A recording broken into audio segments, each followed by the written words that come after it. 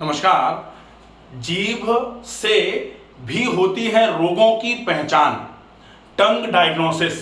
वैसे तो जीभ को सामान्य तौर पर दो कामों में उपयोग में लिया जाता है। जीभ बनी ही एक तो स्वाद की ग्रंथियां जो हैं वो जीभ पर हैं, तो अगर जीभ किसी की नहीं होती है उसको स्वाद का आभास नहीं हो पाता है। अगर आप अपनी जीभ पर कोई भी सब्जी का एक ड्रॉप डालते हैं तो आपको पता लग जाता है इसमें नमक ज्यादा है कि मिर्च ज्यादा है। अगर आप पूरा का पूरा हाथ सब्जी की कढ़ाई में या भगोनी में डाल दें, उसमें से अगर एक बूंद जीभ पर नहीं डालेंगे तो हाथ से आपको यह महसूस नहीं होगा कि नमक कम या ज्यादा है। तो जीभ पर स्वाद की ग्रंथियां होती हैं। दूसरा, ये तो सबको पता है, जीभ बोलने में काम में आती है, तो जीभ से ही शब्दों का उच्चारण संभव है।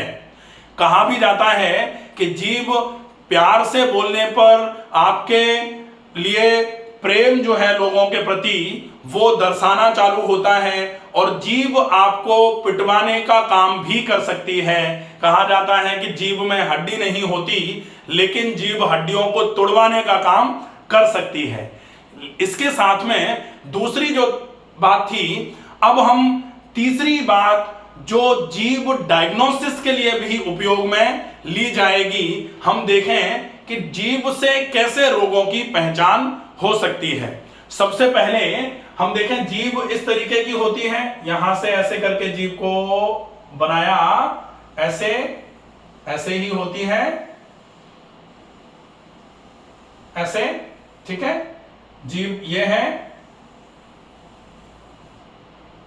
अब कहा जाता है कि जीभ के स्वाद के चक्कर में जो लगभग 5 इंच मैक्सिमम लंबी जीभ है, उस जीभ के स्वाद के चक्कर में हम पूरे के पूरे शरीर को नुकसान पहुंचाते हैं। क्योंकि स्वाद तो सिर्फ जीभ पर लगना है, उसके बाद जो कष्ट होना है वो पाचन तंत्र को होगा, और पाचन तंत्र का कष्ट पाचन तंत्र दूसरों पर ट्रांसफर कर देता है, तो फिर वो सारे के सारे शरीर में परेशानियां आती हैं।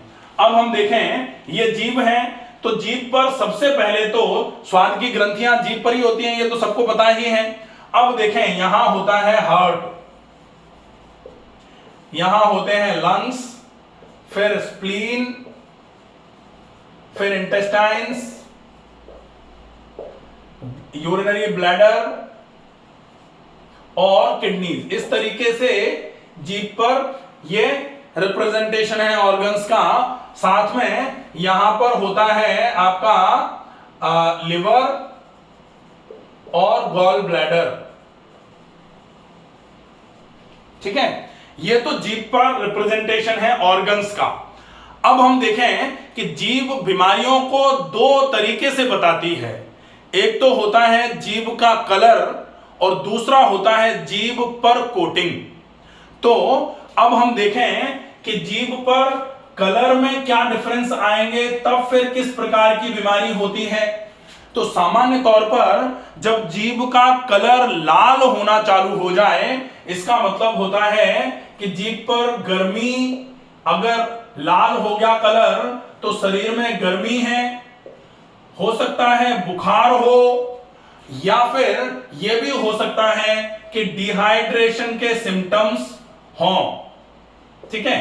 तो जीभ का कलर अगर लालामी की तरफ जा रहा है, इसका मतलब गर्मी ज्यादा है शरीर में, बुखार हो सकता है, या फिर डिहाइड्रेशन, पानी की कमी हो रही है। जीभ का कलर अगर पर्पल होता है, तो पर्पल जीभ का कलर जो है वो इन्फ्लेमेशन या इन्फेक्शन बताने का काम करेगा। तो जीभ का कलर अगर पर्पल है तो या तो बॉडी में कहीं इन्फ्लेमेशन है या फिर इन्फेक्शन के चांसेस बनते हैं। तो ये जीभ अगर पर्पल हो रही है तो बताया जाएगा। ये आप मान लीजिए कि पर्पल कलर जीभ का इन्फेक्शन और इन्फ्लेमेशन को इंडिकेट कर रहा है। अब जीभ का कलर अगर पेल येलो होना चालू हो जाए, इसका मतलब होता है कि कुछ डेफिशिएंसीज हैं।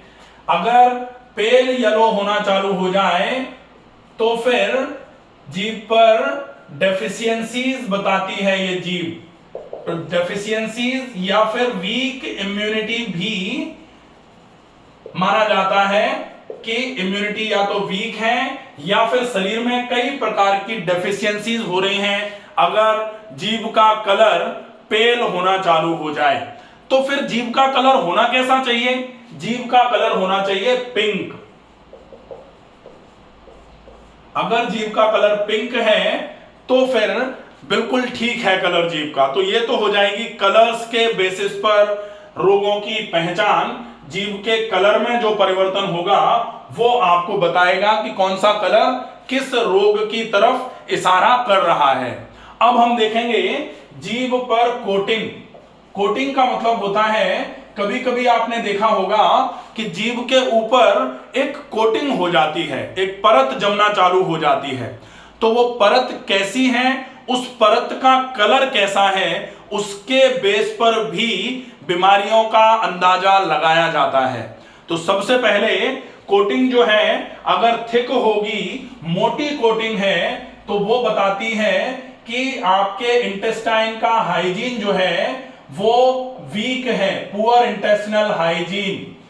तो इंटेस्टाइन का हाइजीन वीक है, इसका मतलब क्या है कि आपके आंतों में कुछ ना कुछ गड़बड़ी होना चालू हुई है, आंतों में मल भरा हुआ है, आंतों में से पूरे तरीके से सफाई नहीं हो पा रही है, इंडाइजेशन भी हो सकता है, इसको कब्ज भी बोला जा सकता है अगर मोटी परत जीभ पर आ रही है तो।